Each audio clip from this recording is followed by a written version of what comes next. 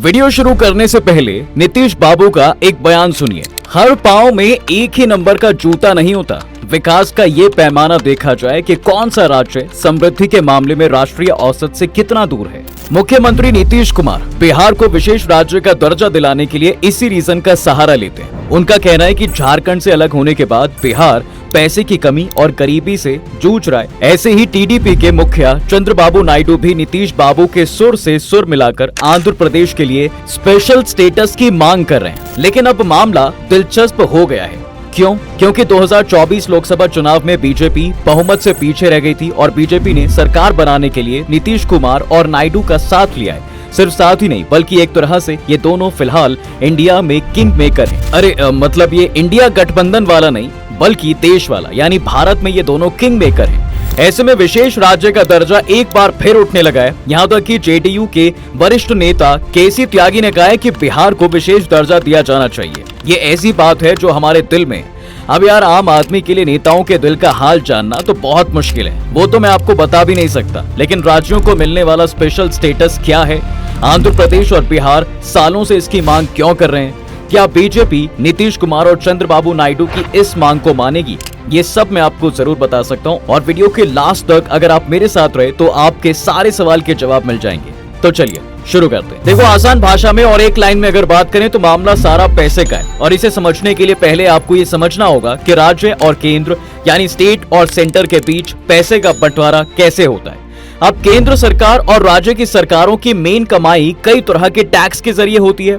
Union list यानी केंद्र सरकार में defence, income tax, custom duty यानी विदेश से सामान इंपोर्ट करने पर लगने वाला टैक्स और रेलवे जैसे सब्जेक्ट्स आते हैं। इनसे जुड़े मामलों में टैक्स के रेट यानी कितने % टैक्स किस पर लगेगा ये तय करना केंद्र का अधिकार होता है। वहीं व्यापार, उद्योग, जंगल आदि के मामलों में राज्य सरकारें टैक्स तय करती हैं, जबकि कॉन्करेंट लिस्ट के सब्जेक्ट्स जैसे बिजली, स्टाम्प ड्यूटी को लेकर टैक्स लगाने का अधिकार राज्य और केंद्र दोनों का होता है। अब आगे बढ़ते हैं क्योंकि दोनों की कमाई के जरिए आपको पता चल गया।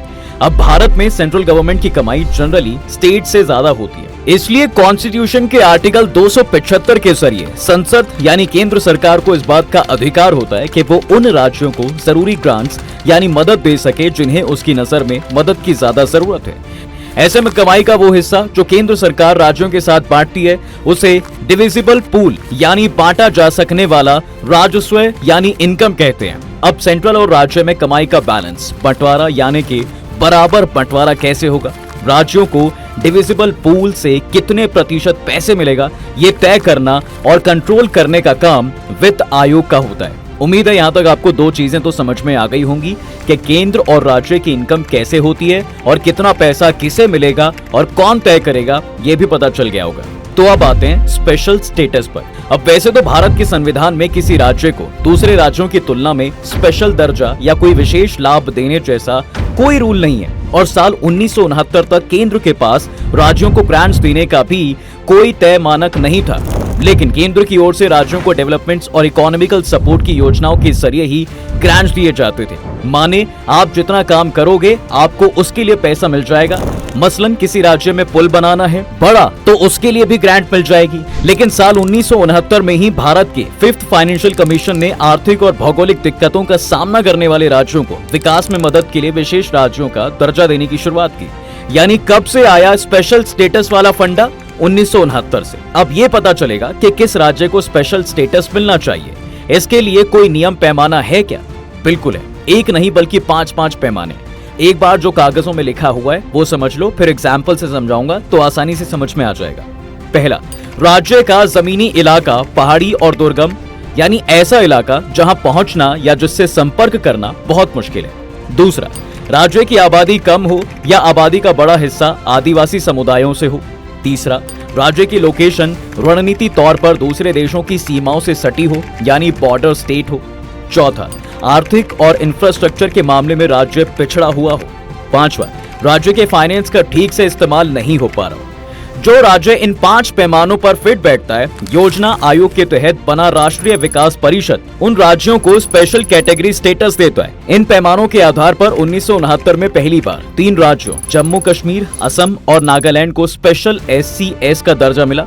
फिर 8 और राज्य अरुणाचल प्रदेश, मणिपुर, मेघालय, मिजोरम, सिक्किम, त्रिपुरा, हिमाचल प्रदेश और उत्तराखंड को SCS का दर्जा मिला।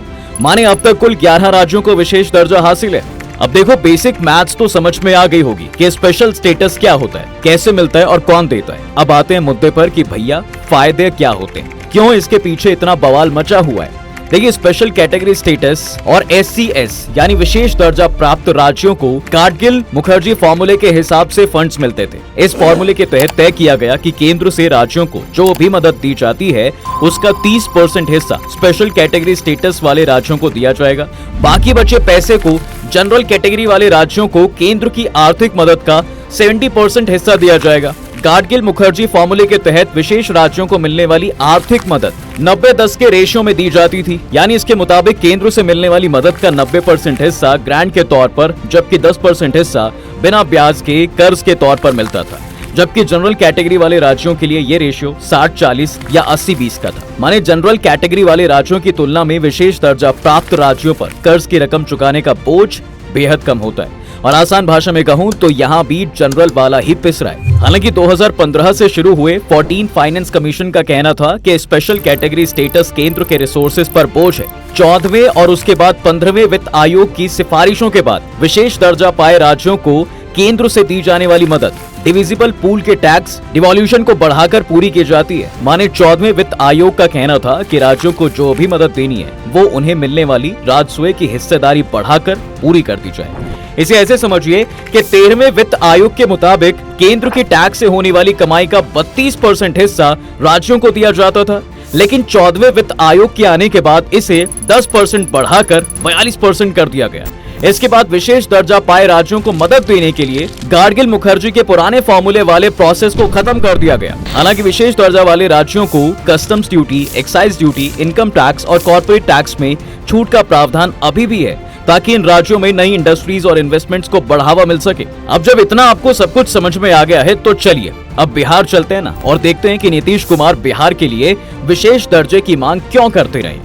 असल में बिहार की स्पेशल कैटेगरी स्टेटस की मांग नई नहीं है। 2005 में जब नीतीश पहली बार बिहार के सीएम बने तब उनका कहना था कि झारखंड के बिहार से अलग होने के बाद बिहार एक पिछड़ा और गरीब राज्य बनकर रह गया। उसके बाद से लगातार नीतीश बिहार के विशेष दर्जे की मांग करते रहे। 2009 के लोकसभा चुनाव के पहले नीतीश ने कहा था कि एनडीए और यूपीए में से जो भी बिहार को विशेष राज्य का दर्जा देने के लिए तैयार होगा हम उसका समर्थन करेंगे। बीते साल अक्टूबर में जब बिहार की नीतीश सरकार ने जातिगत जनगणना के आंकड़े जारी किए तब भी विशेष दर्जे की मांग दोहराई।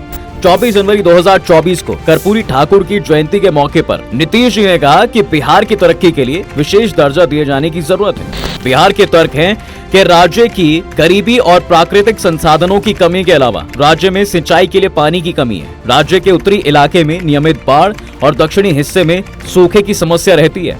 बिहार का कहना है कि राज्य के बंटवारे के चलते इंडस्ट्रीज को झारखंड में भेज दिया गया, जिससे बिहार में रोजगार की कमी हो गई।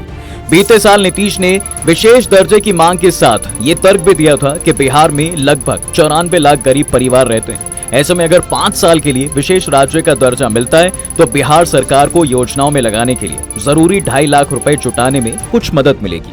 अब बिहार को तो समझ में आ गया, पर सवाल ये है कि आंध्र प्रदेश विशेष राज्य का दर्जा क्यों चाहता है, और उसके बाद देखेंगे कि क्या अब भी SCS मिलना पॉसिबल है या नहीं।